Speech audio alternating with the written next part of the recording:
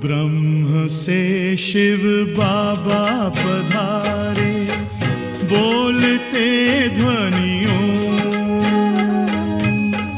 ब्रह्म से शिव बाबा पधारे, बोलते ध्वनियों। ब्रह्म मुख से मधुर वाणी, बोलते ध्वनियों।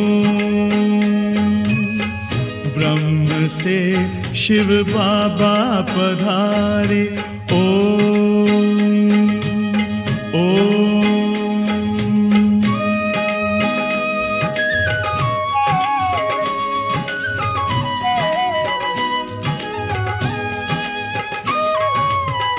ओम की इस मधुर ध्वनि से किया परिवर्तन। प्रेम शांति सिखा के बदला सभी का जीवन। आदिदेव प्रजापिता श्री बोलते ध्वनियों। ब्रह्मा मुख से मधुर वाणी, बोलते ध्वनियों। ब्रह्म से शिव बाबा पधारे, ओम ओम।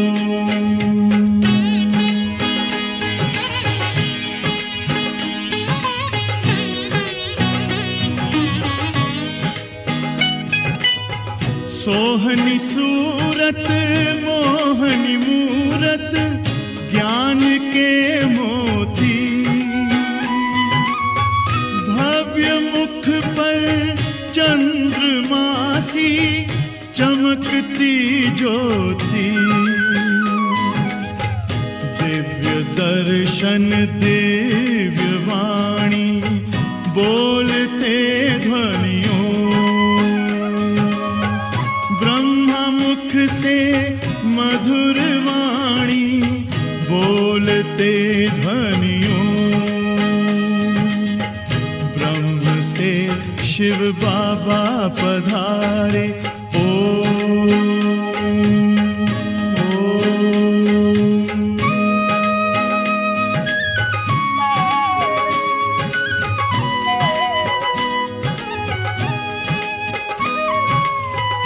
विश्व में थी पाप की जब घटा छाई,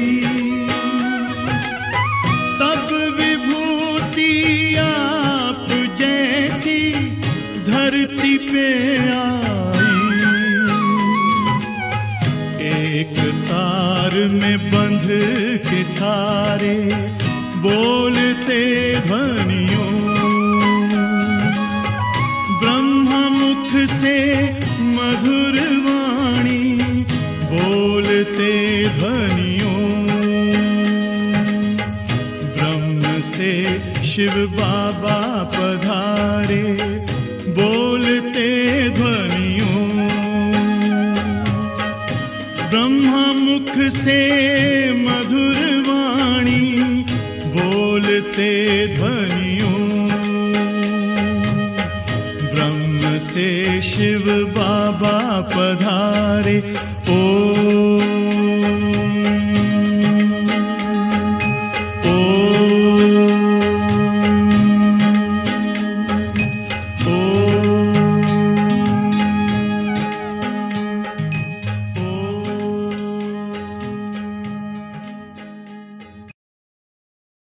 ఓం శాంతి. మధురమైన పిల్లలారా, మీ నావను ఆవలి తీరానికి చేర్చేందుకు నావికుడు వచ్చాడు. మీరు తండ్రితో సత్యంగా ఉంటే మీ నావ అటు ఇటు ఊగుతుంది కానీ మునగదు. ప్రశ్న: పిల్లలకు తండ్రి యథార్థ స్మృతి లేనందున ముఖ్య కారణమేది? జవాబు: సాకారంలోకి వస్తూ వస్తూ మనం ఆత్మలము, నిరాకారులము, మన తండ్రి కూడా నిరాకారమే అని మర్చిపోయారు. సాకారంలో ఉన్నందున సాకార స్మృతి సులభంగా వస్తుంది. దేహీ అభిమానులుగా అయ్యి స్వయాన్ని బిందువుగా భావించి తండ్రిని స్మృతి చేయడంలోనే శ్రమ ఉంది. ఓం శాంతి.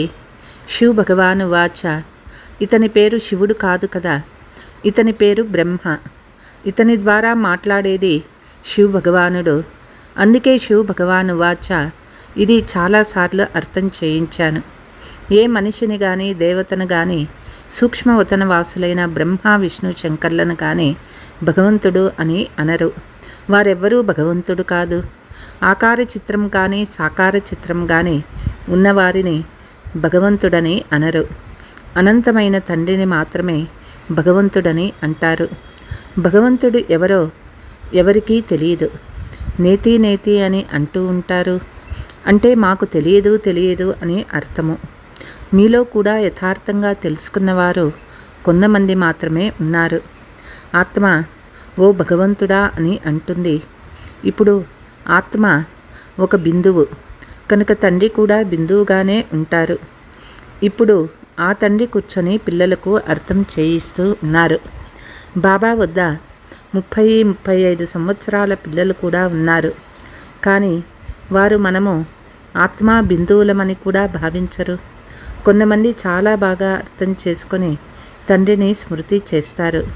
అనంతమైన తండ్రి సత్యమైన వజ్రము. వజ్రాన్ని చాలా మంచి డబ్బీలో ఉంచుతారు.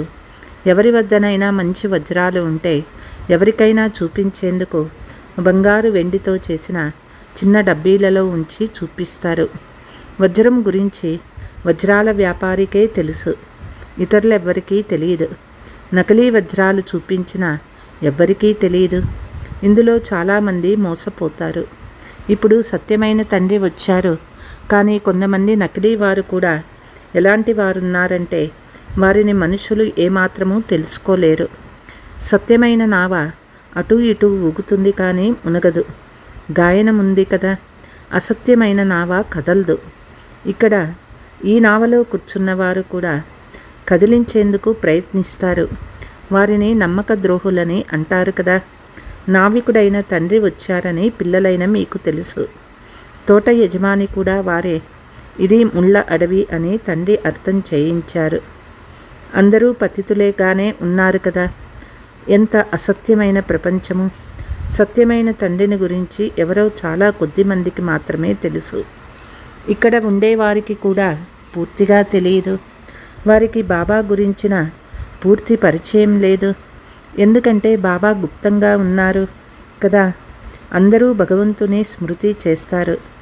వారు నిరాకారులని కూడా తెలుసు. వారు పరంధామంలో ఉంటారు.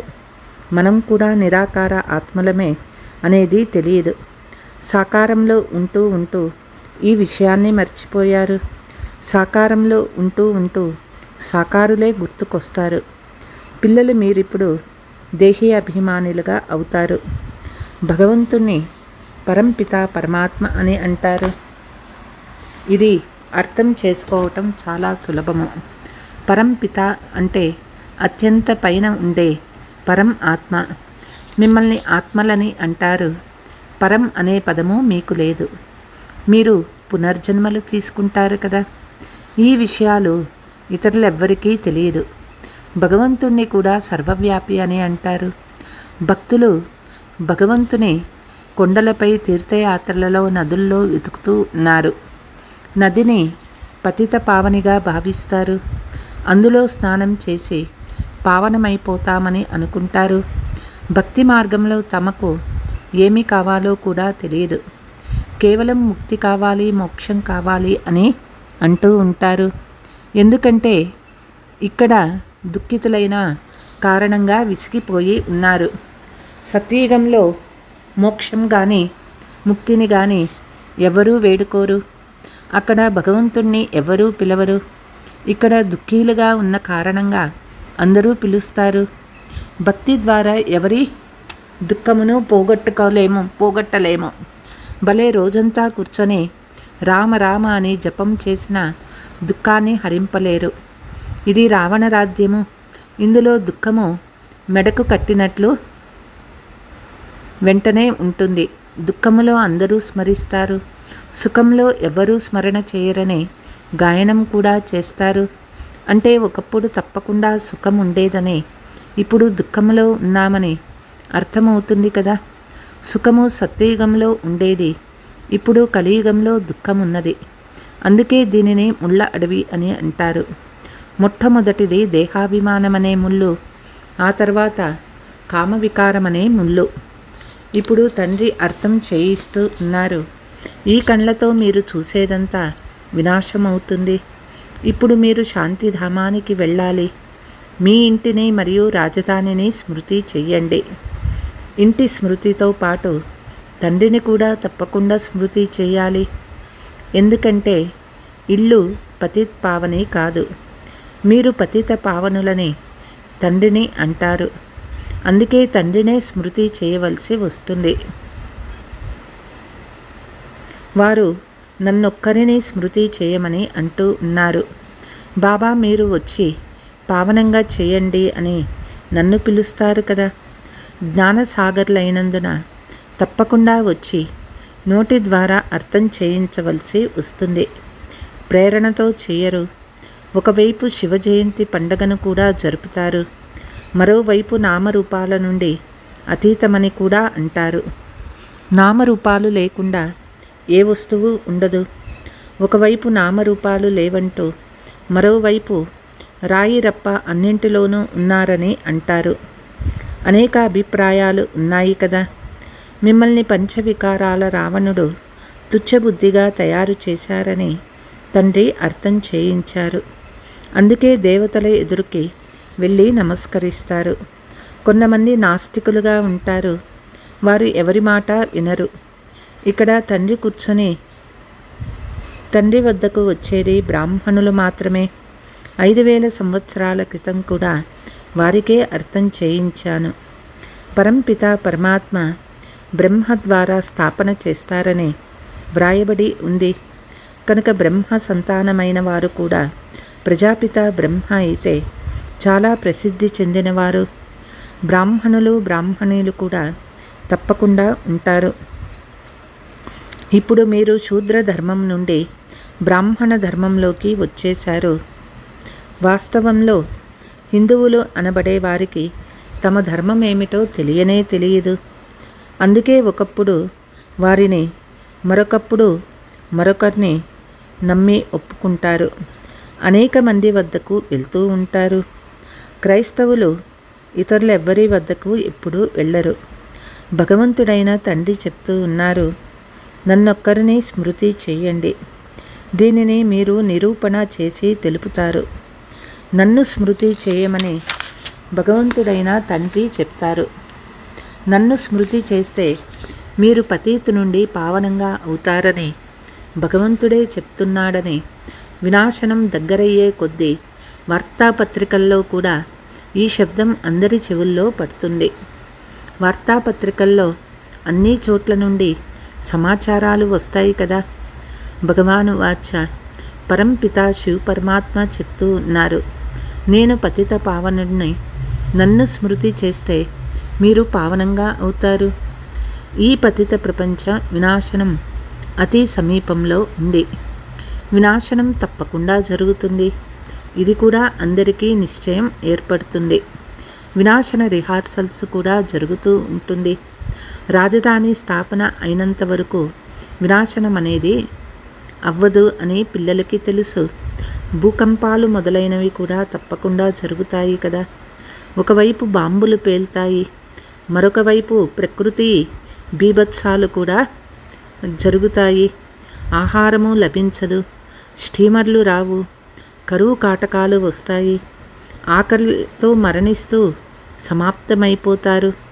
నిరాహార దీక్షలు చేయవారు కూడా తేనె లేక నీరు మొదలైనవి తీసుకుంటూ ఉంటారు, బరువు తగ్గుతూ ఉంటారు. కానీ ఇక్కడ అకస్మాత్తుగా భూమి కంపించి మరణిస్తారు. వినాశనమైతే తప్పకుండా జరుగుతుంది. సాధు సత్పురుషులు మొదలైన వారు వినాశనమవుతుందని అంటారు. అందుకే రామ రామ అని జపించమంటారు. మనుషులకు భగవంతుడంటే ఎవరో తెలియదు. భగవంతుని గురించి భగవంతునికి మాత్రమే తెలుసు, ఇతరులెవ్వరికీ తెలియదు. ఇది వారు వచ్చే సమయము. వారు వృద్ధ శరీరంలో వచ్చి ఈ సృష్టి ఆది మధ్యంతాల జ్ఞానము వినిపిస్తారు. ఇప్పుడు వాపస్ వెళ్ళాలని పిల్లలు మీకు తెలుసు. ఇది సంతోషించే సమయము. మనము శాంతిధామానికి వెళ్ళిపోతాము. మానవులు శాంతినే కోరుకుంటారు, కానీ శాంతిని ఎవరిస్తారు? శాంతి దేవా అని అంటారు కదా. ఇప్పుడు దేవాతి దేవుడు, అత్యంత శ్రేష్టాతి శ్రేష్టమైన వారు ఒకే ఒక్క తండ్రి. నేను మిమ్మల్ని అందరినీ పావనంగా చేసి తీసుకువెళ్తానని వారు అంటూ ఉన్నారు. ఒక్కరిని కూడా వదలరు. డ్రామా అనుసారం అందరూ వెళ్ళే తీరాలి. దోమల వలె ఆత్మలన్నీ వెళ్తాయనే గాయనం కూడా ఉంది. సత్యయుగంలో చాలా కొద్దిమంది మనుషులు మాత్రమే ఉంటారని మీకు తెలుసు.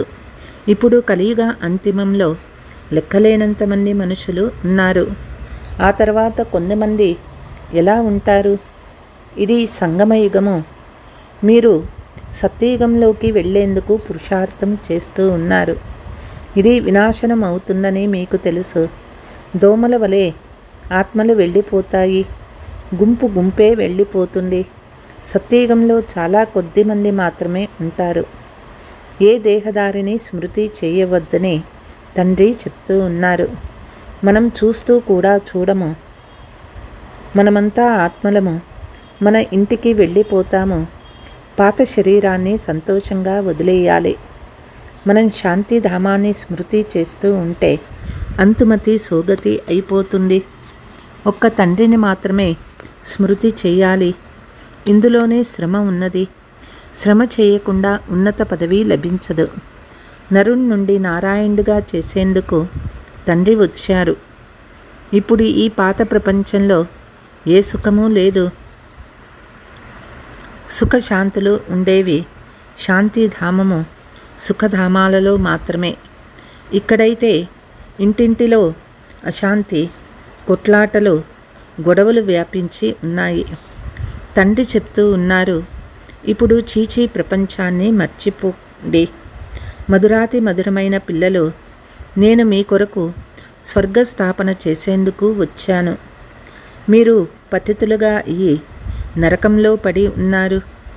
ఇప్పుడు స్వర్గంలోకి వెళ్ళాలి. అందువల్లే ఇప్పుడు తండ్రిని, స్వర్గాన్ని స్మృతి చేస్తూ ఉంటే అంతుమతి సోగతి అయిపోతుంది. వివాహాలు మొదలైన వాటికి భలే వెళ్ళండి, కానీ తండ్రి స్మృతి చేయండి. జ్ఞానమంతా బుద్ధిలో ఉండాలి. భలే ఇంటిలో ఉండండి. పిల్లలు మొదలైన వారిని సంభాళించండి, కానీ బుద్ధిలో తండ్రి ఆజ్ఞను గుర్తుంచుకోండి. నన్ను స్మృతి చేయండి. ఇంటిని వదిలి వెళ్ళరాదు. అలా వెళ్ళిపోతే పిల్లల్ని ఎవరు సంభాళిస్తారు? భక్తులు ఇంటిలోనే ఉంటారు. గృహస్థ వ్యవహారాలు నిర్వర్తిస్తూ ఉంటారు. అయినా వారిని భక్తులని అంటారు. ఎందుకంటే వారు భక్తి చేస్తారు. ఇళ్ళు వాకిలి కూడా సంభాళిస్తూ ఉంటారు. వికారాలకు వశమవుతూ ఉన్న గురువులు వారికి కృష్ణుని స్మృతి చేస్తే కృష్ణుని వంటి పిల్లలు జన్మరిస్తారని చెప్తూ ఉంటారు. ఇటువంటి విషయాలు పిల్లలైనా మీకు అవసరం లేదు. ఎందుకంటే ఇప్పుడు స్థాపన అయ్యబోయే సత్యయుగం గురించి, అందులోనికి వెళ్ళే విషయాలను వినిపిస్తాను. వైకుంఠాన్ని కృష్ణుడు స్థాపన చేయడు. కృష్ణుడు వైకుంఠానికి యజమానిగా అవుతారు. అతను తండ్రి నుండి వారసత్వాన్ని తీసుకుంటాడు. సంగమ సమయంలోనే గీతా భగవంతుడు అవతరిస్తాడు. కృష్ణుడుని భగవంతుడని అనరు. కృష్ణుడు చదువుకునేవాడు, గీతను వినిపించేవారు తండ్రి. పిల్లలు ఈ గీతను విన్నారు. భక్తి మార్గంలో తండ్రికి పేరుకు బదులు పుత్రుని పేరు వేసేశారు. తండ్రిని మర్చిపోయినందున గీత కూడా ఖండింపబడింది. అటువంటి గీతను విన్నందువల్లనే లభించేది ఏముంది? తండ్రి అయితే రాజ్యయుగాన్ని నేర్పించి వెళ్ళిపోయారు. దీని ద్వారా కృష్ణుడు సత్యయుగానికి యజమానిగా అయ్యాడు. భక్తి మార్గంలో సత్యనారాయణ కథ విన్నందున ఎవరైనా స్వర్గానికి యజమానులుగా అవుతారా? ఈ భావనతో ఎవ్వరూ వినరు. ఆ కథ విన్నందున ఏ లాభమూ లేదు. సాధు సత్పురుషులు మొదలైన వారు వారి వారి మంత్రాలు జపిస్తూ ఉంటారు. వారి ఫోటోలను కూడా ఇస్తారు. ఇక్కడ అటువంటి విషయమేమీ లేదు. ఇతర సత్సంగాలకు వెళ్తే ఫలానా స్వామి కథ వినిపిస్తారని అంటారు. ఎవరి కథ? వేదాంతములోని కథ, గీతా కథ, భాగవత కథ. ఇప్పుడు మనల్ని చదివించేవారు దేహదారి కాదని, వారు ఏ శాస్త్రాలు మొదలైనవి చదవలేదని పిల్లలు మీకు ఇప్పుడు తెలుసు. శ్రీబాబా శాస్త్రాలేమైనా చదివారా? అవి చదివేది మనుషులు. నేను గీత మొదలైనవేవి చదవలేదని శ్రీబాబా తెలియచేస్తూ ఉన్నారు. నేను ఏ రథంలో కూర్చొని ఉన్నానో ఆ రథము గీతను చదివింది. నేను చదవలేదు. నాలో మొత్తం ఈ సృష్టి చక్రము ఆది మధ్యాంతాల జ్ఞానమున్నది. అది తను రోజు గీతను చదివేవాడు. చిలకలాగా కంఠస్థం చేసేవాడు. తండ్రి ప్రవేశించినప్పుడు ఆ గీతను చదవటం వెంటనే వదిలేశాడు. ఎందుకంటే ఇది శ్రీబాబా వినిపిస్తున్నారని అర్థం చేసుకున్నాడు. తండ్రి చెప్తూ ఉన్నారు, నేను మీకు స్వర్గ చక్రవర్తి పదవిని ఇస్తూ ఉన్నాను. అందువల్లే ఈ పాత ప్రపంచంపై మమకారం వదిలేయండి. కేవలం నన్ను ఒక్కరినే స్మృతి చేయండి. ఈ శ్రమ చేయాలి. సత్యమైన ప్రేయసికి మాటిమాటికి ప్రియుడే గుర్తుకొస్తూ ఉంటాడు. అందుకే ఇప్పుడు తండ్రి స్మృతి కూడా అదే విధంగా పక్కాగా ఉండాలి. పారలౌకిక తండ్రి చెప్తూ ఉన్నారు, పిల్లలు నన్ను స్మృతి చేయండి మరియు స్వర్గ వారసత్వాన్ని స్మృతి చేయండి. ఇందులో ఎలాంటి శబ్దాలు చేయవలసిన అవసరం లేదు.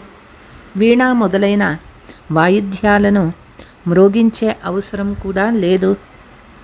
మంచి మంచి పాటలు మాత్రమే వినవచ్చు. వాటి అర్థం కూడా మీకు తెలియచేస్తారు. పాటలు తయారు చేయవారికి అసలైన అర్థం ఏమాత్రమూ తెలియదు. మీరాబాయి గొప్ప భక్తురాలు. మీరిప్పుడు జ్ఞానులుగా అయ్యారు. పిల్లలు ఏ పనులనైనా సరిగ్గా చేయకుంటే మీరు భక్తుల వలె ఉన్నారని బాబా అంటారు. అప్పుడు బాబా ఎందుకు అంటున్నారో వారికి అర్థమై ఉంటుంది. పిల్లలు ఇప్పుడు తండ్రిని స్మృతి చేయండి, సందేశకులుగా కండి. తండ్రి తెలియచేస్తూ ఉన్నారు, తండ్రి వారసత్వాన్ని స్మృతి చేస్తే జనం జన్మల పాపాలు భస్మమైపోతాయని అందరికీ సందేశం ఇవ్వండి. ఇప్పుడు వాపస్ ఇంటికి పోయే సమయమని తెలపండి. భగవంతుడు ఒక్కరే మాత్రమే నిరాకారులు. వారికి సొంత శరీరము లేదు. ఆ తండ్రే స్వయంగా కూర్చొని తన పరిచయం ఇస్తూ ఉన్నారు. మన్మనాభవ అనే మంత్రం ఇస్తారు. ఇప్పుడు వినాశమైపోతుందని తండ్రిని స్మృతి చేయండని సాధువులు సన్యాసీలు మొదలైన వారు ఎప్పుడూ చెప్పరు. తండ్రి ఒక్కరే బ్రాహ్మణ పిల్లలకు స్మృతి ఇస్తూ ఉన్నారు. స్మృతి ద్వారా ఆరోగ్యము, చదువు ద్వారా సంపద లభిస్తుంది. మీరు మృత్యువుపై విజయం పొందుతారు. అక్కడ ఎప్పుడూ అకాల మృత్యువు ఉండదు. దేవతలు మృత్యువుపై విజయం పొందారు. అచ్చా, मीठे मीठे सिकीलते बच्चों प्रति मात पिता बाप दादा का याद प्यार और गुड मॉर्निंग. रूहानी बाप की रूहानी बच्चों को नमस्ते. हम रूहानी बच्चों की रूहानी मात पिता बाप दादा को याद प्यार गुड मॉर्निंग नमस्ते नमस्ते. ధారణ. తండ్రి ద్వారా భక్తులు అనే బిరుదు లభించే కర్మలు ఏమీ చేయరాదు. సందేశకులుగా అయ్యి అందరికీ తండ్రిని వారసత్వాన్ని స్మృతి చేయమనే సందేశం ఇవ్వాలి. ఈ పాత ప్రపంచంలో ఎటువంటి సుఖం లేదు. ఇది చీచీ ప్రపంచము, దీనిని మరిచిపోతూ ఉండాలి. ఇంటి స్మృతితో పాటు పవిత్రంగా అయ్యేందుకు తండ్రిని కూడా తప్పకుండా స్మృతి చేయాలి. వరదానము: ప్రవృత్తిలో ఉంటూ పరవృత్తిలో ఉండే నిరంతర యోగి భవ. నిరంతరంగా యోగి అయ్యేందుకు సహజ సాధనము ప్రవృత్తిలో ఉంటూ పరవృత్తిలో ఉండాలి. పరవృత్తి అంటే ఆత్మీక రూపము. ఎవరైతే ఆత్మీక రూపంలో స్థితమై ఉంటారో వారు సదా న్యారాగా మరియు తండ్రికి ప్రియంగా అవుతారు. వారు ఏ పని చేసినా నేను పని చేయలేదు కానీ ఒక ఆట ఆడాను అనే అనుభవం అవుతుంది. కనుక ప్రవృత్తిలో ఉంటూ ఆత్మీక రూపంలో ఉండడం ద్వారా అంతా ఒక ఆట వలె సహజంగా అనుభవం అవుతుంది. బంధనంగా అనిపించదు. కేవలం స్నేహము మరియు సహయోగంతో పాటు శక్తిని కలిపితే హై జంప్ చేస్తారు. స్లోగన్: బుద్ధి యొక్క సూక్ష్మత లేక ఆత్మ యొక్క తేలికతనమే బ్రాహ్మణ జీవితం యొక్క పర్సనాలిటీ. అచ్చా. ఓం శాంతి.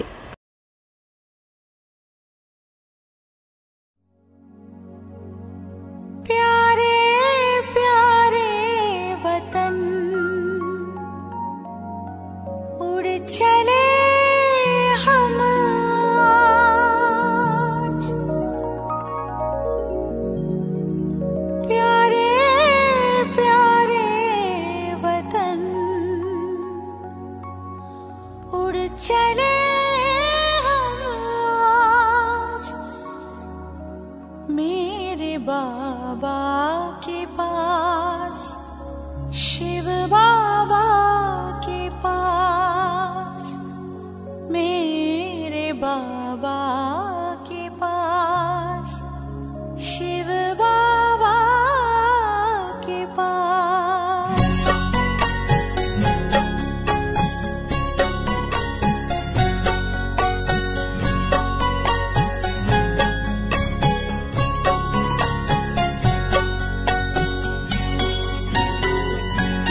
प्यारे प्यारे वतन उड़ चले हम आज।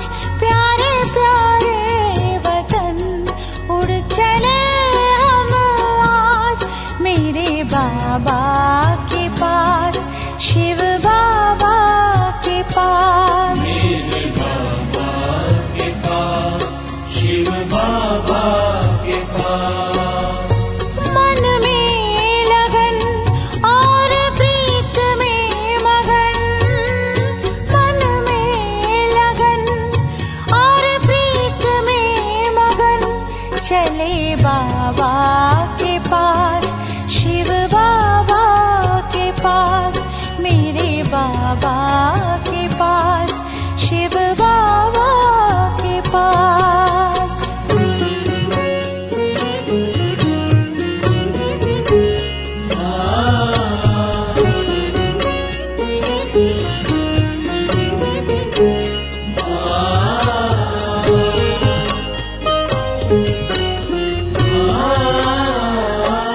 कितनी खुशियाँ भरी आज राहों में है, दिव्य दुनिया समाई निगाहों में है।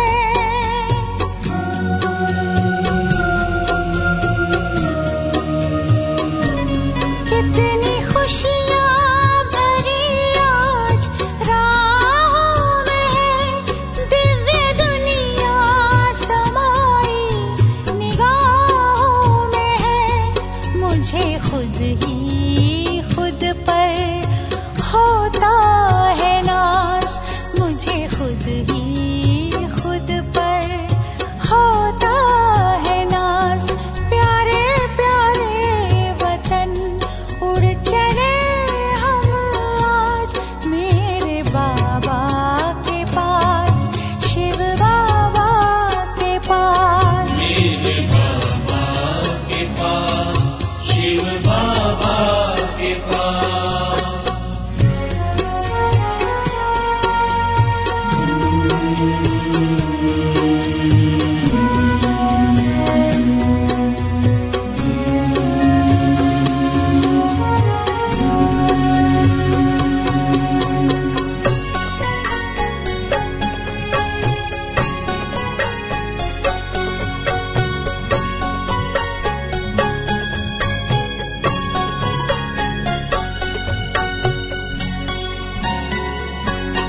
मुझको भाने लगी है नज़दीकियाँ, तुमसे समझी है जीवन की बारीकियाँ।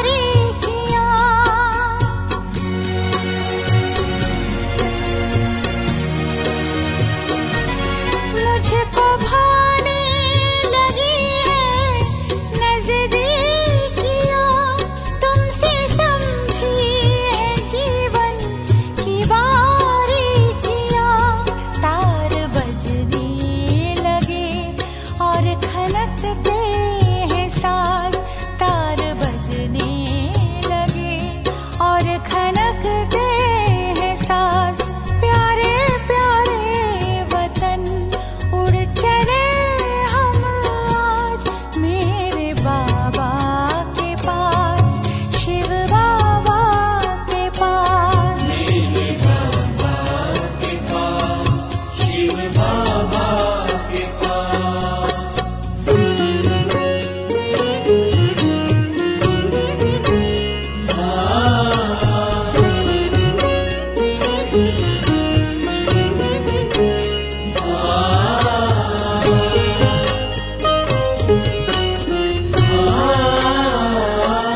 तुमसे मिलके ये जीवन प्यारा लगा, मेरी तकदीर का हर सितारा जगा।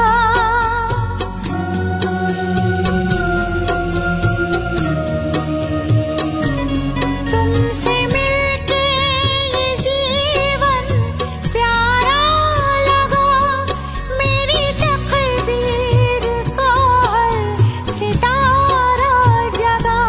प्यार तेरा बना मेरे सर का ताज, प्यार तेरा बना मेरे सर का ताज। प्यारे प्यारे वतन उड़ चले हम आज, मेरे बाबा के पास, शिव बाबा के पास। मेरे बाबा के पास, शिव बाबा के पास। मन में लगन और प्रीत में मगन, मन में लगन और प्रीत में मगन, चले बाबा के पास, शिव बाबा के पास, मेरे बाबा के पास।